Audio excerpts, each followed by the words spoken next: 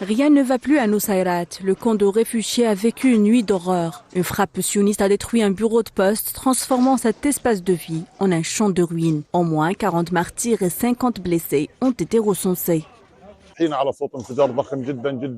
Nous avons été réveillés par le bruit d'une énorme explosion, comme nous n'en avions jamais entendu auparavant. Nous avions déjà entendu des bruits de missiles, mais il s'agissait d'une bombe baril que nous avions manœuvrée. Nous avons couru vers le bas, au milieu des cris des gens et de leurs appels à l'aide, des voisins. Nous sommes venus les secourir, mais il n'y avait pas d'électricité. Un bloc entier a été détruit cette nuit. Ce qui est aussi étrange, c'est qu'il y avait des cris d'aide sous les décombres. Des gens qui nous suppliaient de les aider. Et nous ne pouvions rien faire pour eux. Jusqu'à présent, ils sont toujours sous les décombres. Plus de 12 heures sous les décombres et nous ne savons pas s'ils sont vivants ou pas. Aucun répit pour les déplacés de Nusayrat. Cette région est devenue depuis des semaines la cible de l'entité sioniste. Les habitants vivent sous un ciel menaçant où le bruit des bombes est permanent.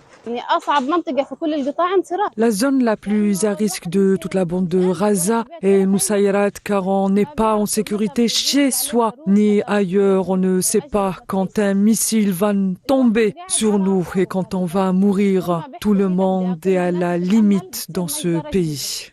Le camp de Nusayrat est anéanti en silence, des crimes quotidiens. Pas une nuit ne passe sans qu'un crime ne soit commis. Il y a des martyrs chaque nuit, jour et nuit. Et l'aviation israélienne ne quitte jamais le ciel de Nusayrat. Il y a des bombardements 24 heures sur 24. Il y a des martyrs, des quadricoptères bombardent la zone, tuant 24 heures sur 24 à Nusayrat.